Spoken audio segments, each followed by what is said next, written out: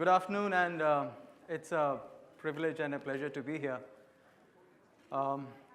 Thank you very much, Amit, for having me over. Thanks to the organizers. I'm going to move the conversation away from a communication-centric innovation discussion to a business-centric innovation discussion. The advantage, of course, of speaking at the end of the session is that you know what's come before you. The challenge is to add to the conversation without being repetitive or stale. The way I'm going to try and do that is actually to tell you, if time permits, 3 stories, or if I'm short of time, 2 stories of innovation at very different kinds of companies. And the reason I want to do this is actually to get down to brass tacks.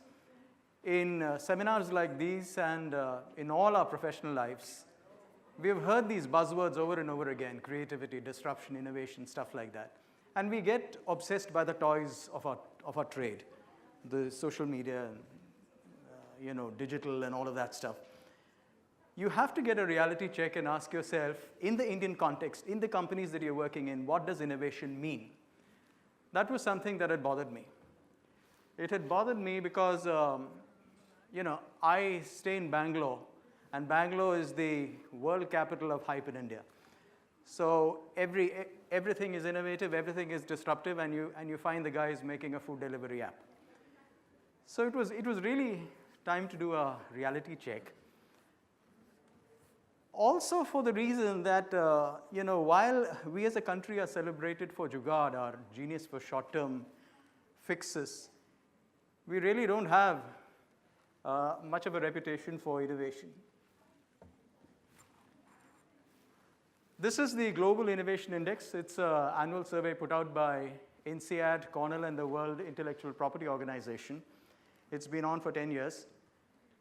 And we come a middling 60 out of 130 countries surveyed. They measure lots of metrics on the input side: education, quality of engineering graduates, stuff like that. On the output side, patents, papers published, exports of STEM products, creative products. Some of this is not going to change. If you see the table, 24 of the top 25 countries are high-income countries. High income as defined by World Bank in terms of per capita GNI, with the exception of China at number 22. So this is not going to change in a hurry, and that's the reality you have to live with.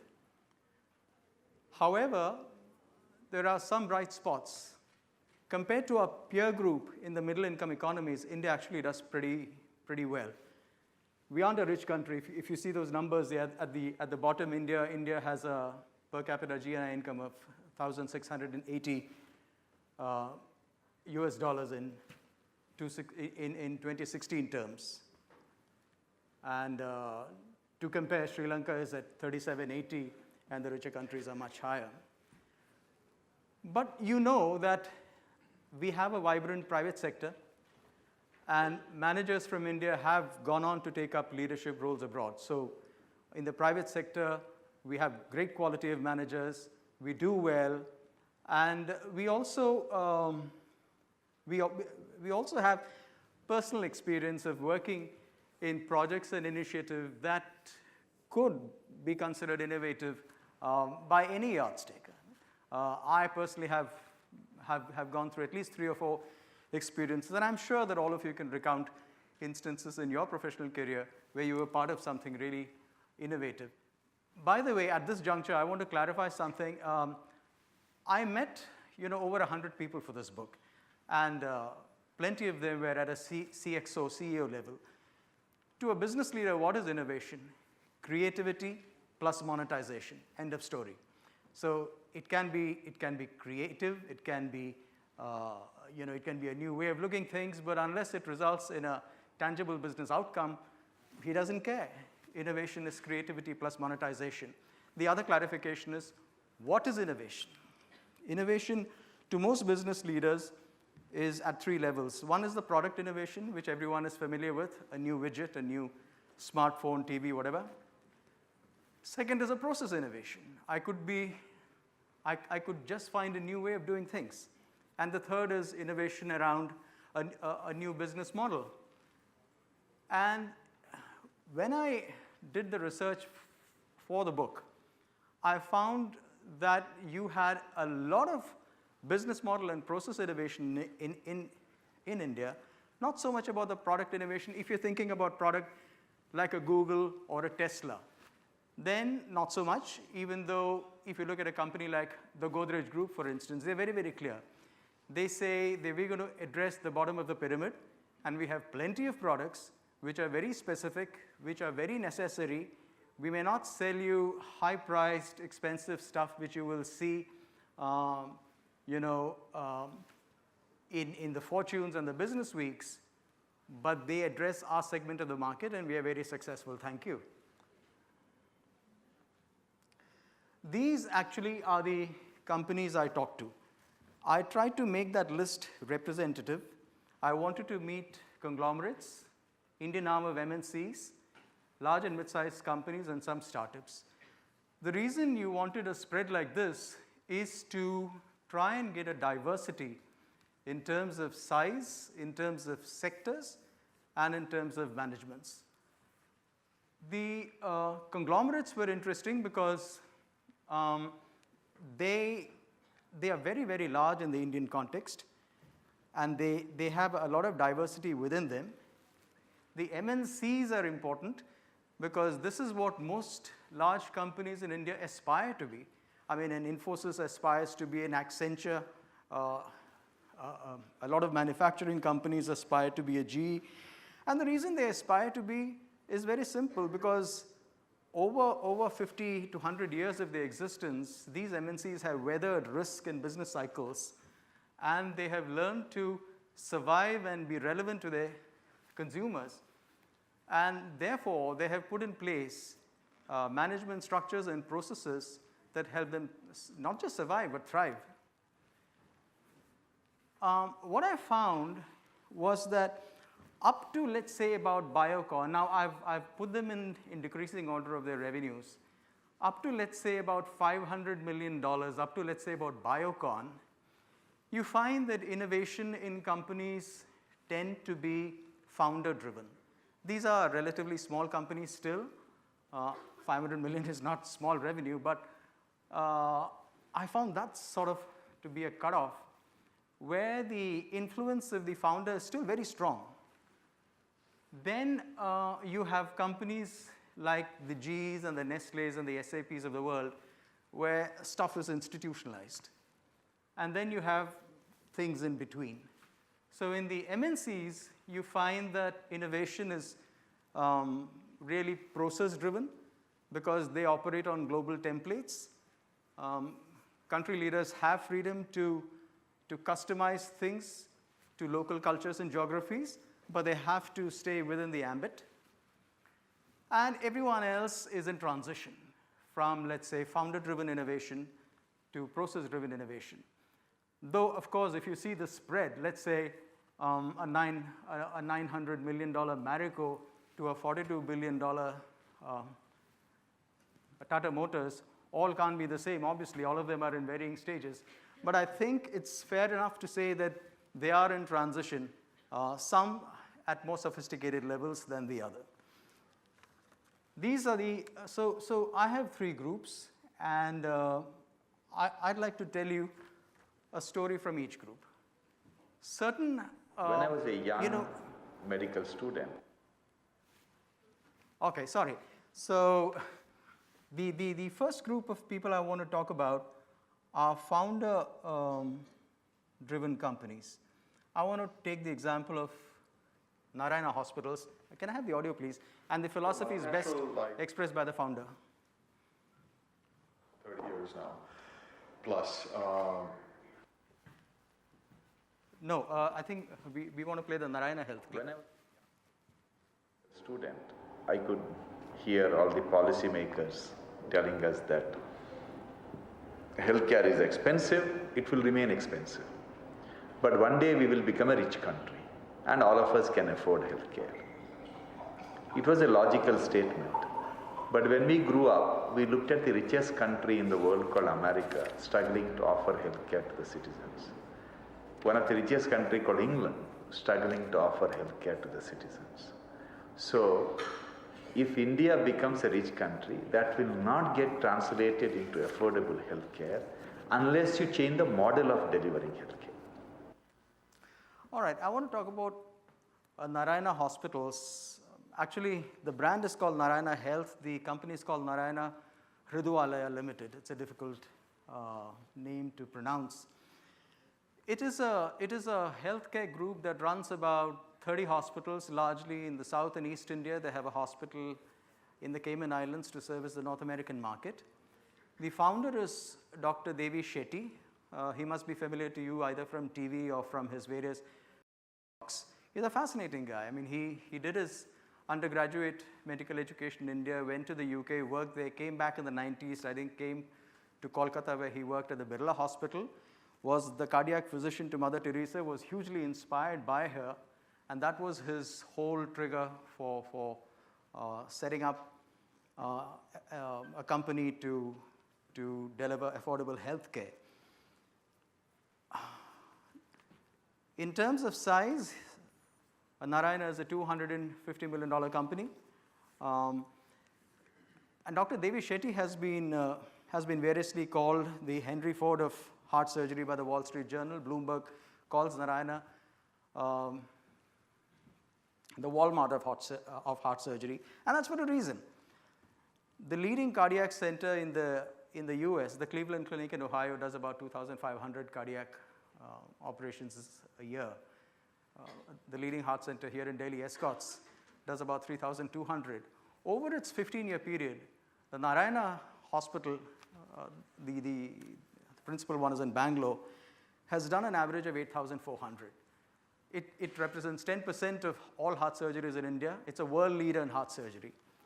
The way he's done that, to my mind, sort of represents everything that is great about Indian innovation.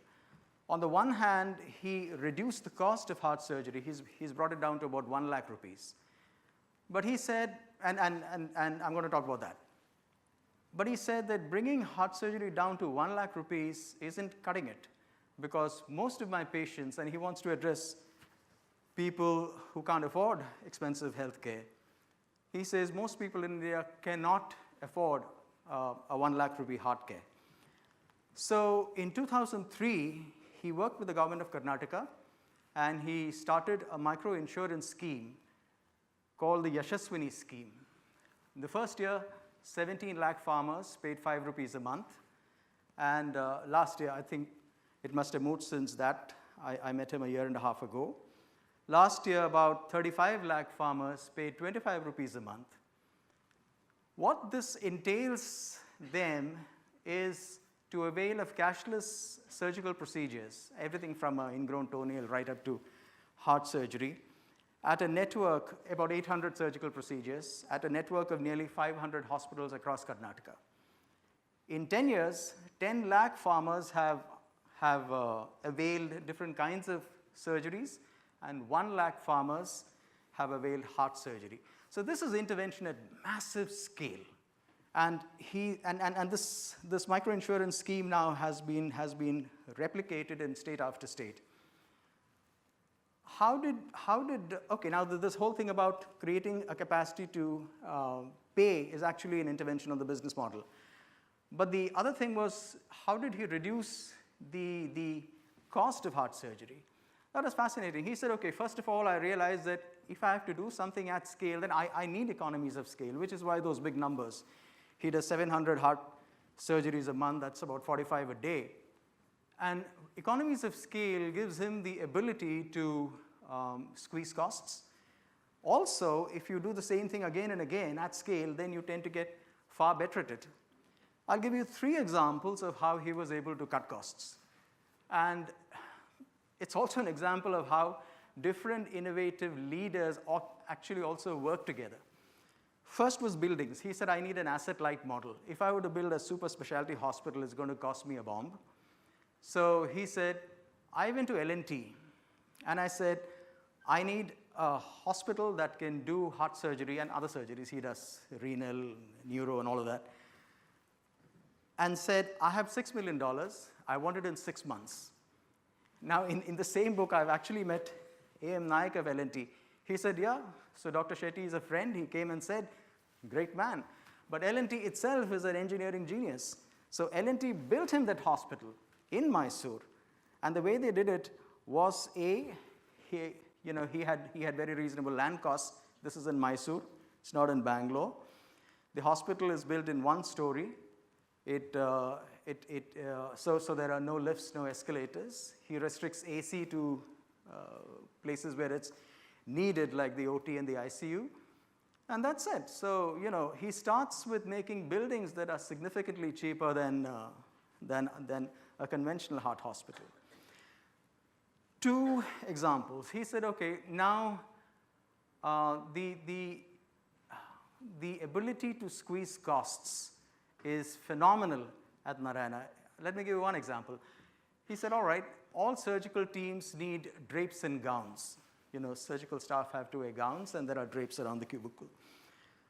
99% of hospitals use linen for drapes and gowns.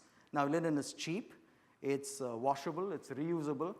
However, it carries a huge risk of infection, which is the reason why in most hospitals in the US and in Western Europe, it is banned and has been replaced by disposable. Shetty said that with my scale, I can't afford infection. I can't afford readmission. So I'm going to go for disposable. Problem was, there were only 2 MNC suppliers for disposable gowns and drapes, and they quoted 5,000 rupees per operation to him. He said, I can't afford that, because at that time they were paying 1,800 rupees for their linen drapes and gowns per operation.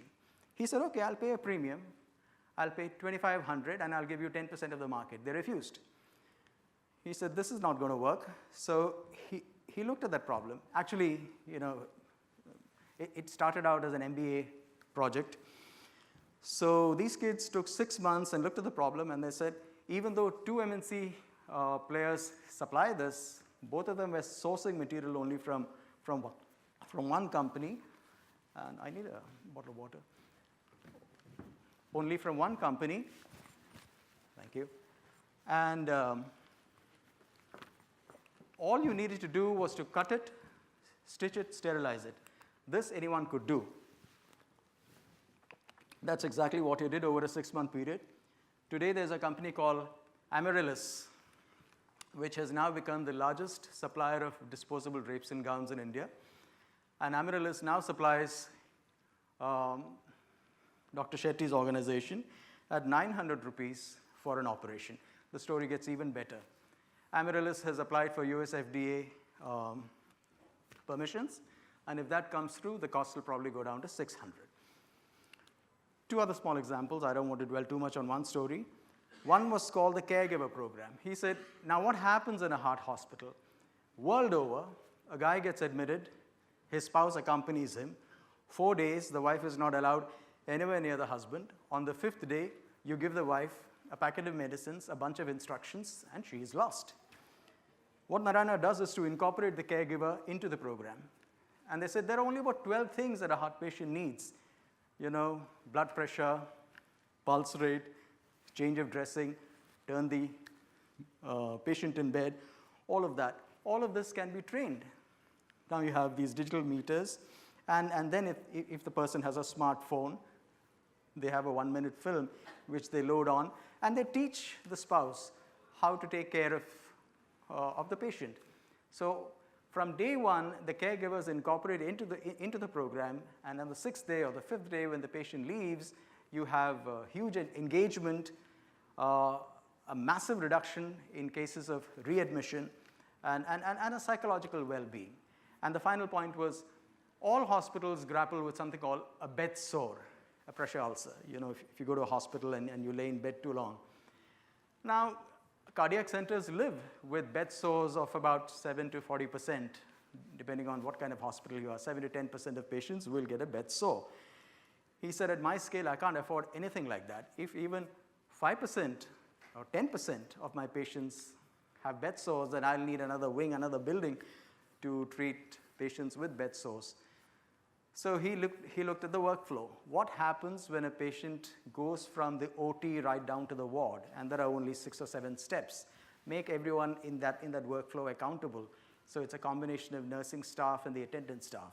And I said, if you created the bed sore, it's up to you to solve it. So make people accountable. He trained them.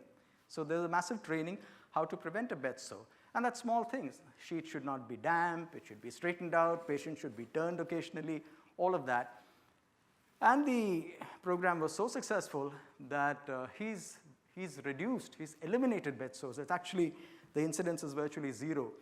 The intervention was so successful that it's been written up as a refereed paper in the American Journal of Nursing.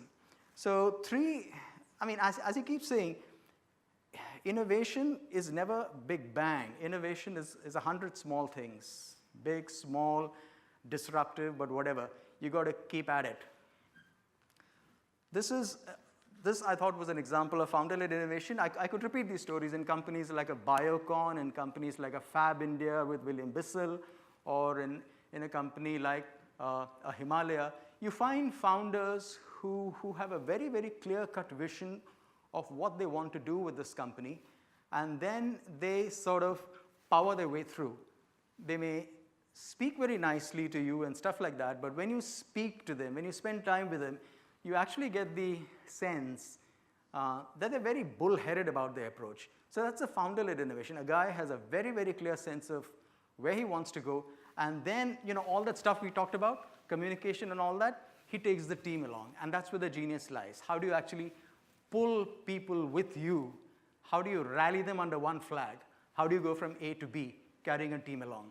And for that, you'll use all the tools of the trade. As a marketer, as a communicator, we'll do everything. Social, digital, internal, all of that. The other example, how much time do I have, Amit? Can I do one story or two? One more? Okay. Then let me not talk about GE, because GE is typical of a large company. It's very process-driven.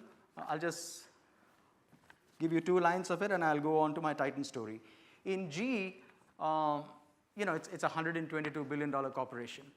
So they have a global ambit, and they constantly reinvent themselves. 50% of their revenue used to be from services even 2 years back. Today they're going back to being an engineering company. Today, globally, GE operates on 3 themes: industrial to digital, local and global, and interventions on the culture. Industrial to digital simply means that they're shifting their portfolio. This portfolio shift of GE's move from services to a largely product-based engineering company is part of that. Local and global is what all MNCs grapple with. I have a global ambit, but I also operate in markets like India, which may not have the volumes to justify spends on specific verticals, like a healthcare or an aviation or a transportation. But if you aggregate them, then I have volumes, which is why he's put up a $200 million factory in Pune, which has multimodal capabilities, which can, and the same jig, machines or parts and assemblies for locomotives, aviation, transportation, so on and so forth. That is how he sort of optimizes that. And then GE prides itself on being a great education company, in the sense that it trains people, it prepares them for the future. So they have great systems in place for training, for employee management and appraisal and all of that. I'm not going to dwell too much on that, because if you have the time, please read the book. Otherwise, I actually want to focus on another company, Titan, because that's probably more relevant to us. Titan is an example of a company, it's a $1.7 billion company, so it's not small. But Titan, to me, represents where many, many Indian companies are. They are transiting from a founder-driven innovation company to a process-centric innovation company. Titan was started in the 1980s. Actually, I want to kick off with a quote from the head. Can we have this audio for Titan, please?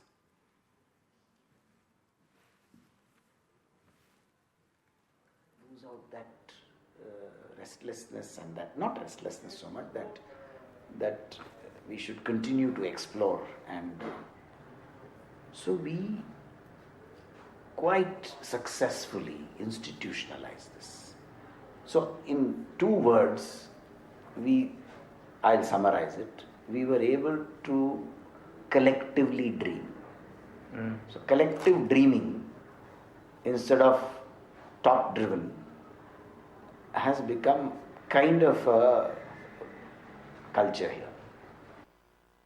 Titan today is a $1.7 billion company. It is, and you know, Titan is active in watches, in jewelry, in urban accessories, the fast track, and skin and stuff like that. And what you probably don't know is it also has a significant line of business in precision engineering. Titan started in the 1980s as a JV between the Tata Group and the Tamil Nadu Industrial Development Corporation, TIDCO. And it was very sort of promoter driven. It was started by Xerxes Desai and J.R.D. Tata. And they looked at the market, and this is something that Bhaskar Bhatt returns to repeatedly in the conversation. He says, you know, we are a Tata company after all, so we believe in rigor, we believe in analysis, and we take people who have that kind of training, great engineers, great managers. But there is that little element that we don't want to use. There is a maverick element that we think mostly works for us, and I'll also give you instances where it doesn't work. It doesn't work spectacularly. They have failed spectacularly, but they've also succeeded spectacularly. And he struggles to explain it. He says, listen, we respect market research. We love market research. We go by the numbers. And then we look at the numbers, and sometimes we say, yeah, but this is what we're going to do. And that has been there in their DNA, according to him. Take the watches. 80s, HMT was the de facto standard for watches. Everyone wore those robust mechanical watches.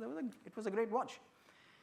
The only thing you could say against HMT was that it was probably sold and serviced in a stodgy PSU kind of an environment. And they said that market research or common sense would indicate that be a better HMT. I mean, if you can, because it was a huge market, India was a growing market.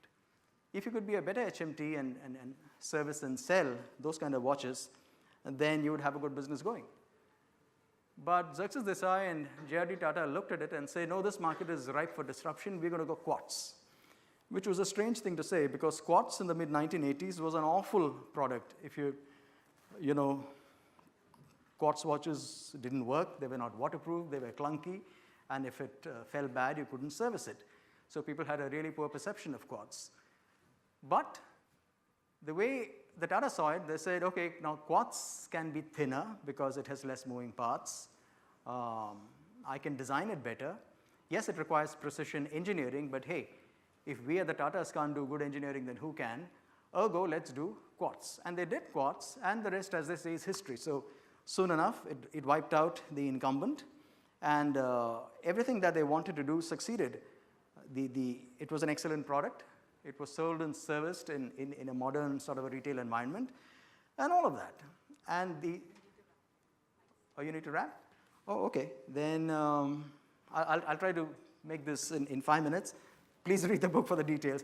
Okay, now, the thing that happened with Titan was that this element of rigor plus this maverick element has worked for them.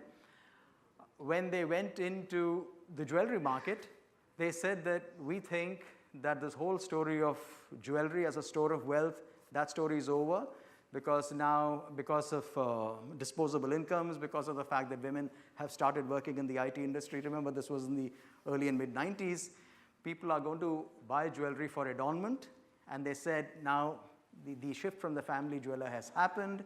So there were stores like TBZ in Bombay and GRT in Chennai. Market research and common sense was telling them, be a better GRT, be a better TBZ. Instead, what they did was to start Tanishq in 18-karat gold and in diamonds, because they said, we're going to take a call. This is what common sense said, we're going to take a call. In this case, it bombed very badly. Initially, when the Titan stores were sold, it was sold in very upmarket environments. There was this line of jewelry. It was just too strange for the modern Indian woman. So they made mid-course corrections, and then there's a story of how then Titan introduced very artisan-inspired Indian designs, 22-karat gold. They have a Caregiver Park in Hosur, and all of that. And again, a place where this combination of rigor and this thing did not work was they said, okay, now we have had great success with watches. We have great success with jewelry. This was after the jewelry brand became a success. They took the watches out to the European market and said, hey, listen, we have an international product. We have Swiss machinery. We have Japanese case manufacturing. We have French movements, Indian design, Indian costs. So let's take it to Europe. We'll get European designers to input into it. And they opened stores in, I think, about 7 or 8 European countries. And it spectacularly bombed. And if you ask him, I spoke to him a year ago, and he said, so many years later, if you ask me, did we do anything wrong? I really don't know what we did wrong. We did everything right. It's just that we probably could not overcome the country of origin barrier. Because the Europeans couldn't believe that a great watch can come out of India, so the product bombed. Now, this whole thing about this rigor and this intuition, he's tried to institutionalize it. It's there in the book somewhere, and that's what he calls collective dreaming. There's a system of how do you set 1-year goals, how do you set 5-year goals, how do you make brand managers and product champions accountable, how do they own something, and then the results. So Fast Track and Gold Plus and stuff like that, they have emerged out of that sort of initiative. And this, I think, is representative of what many Indian companies are trying to do. How do you take a company that would have started with a promoter, because remember, Indian companies aren't very old, but now you have to outlive the promoters and you have to make it process driven. That, I think, is the challenge, and that's a challenge that many companies are sort of tackling, and that is the story of innovation in India. I'd love to take questions later. I'm short of time, otherwise we could have spent a hell of a lot more time on this. Thank you.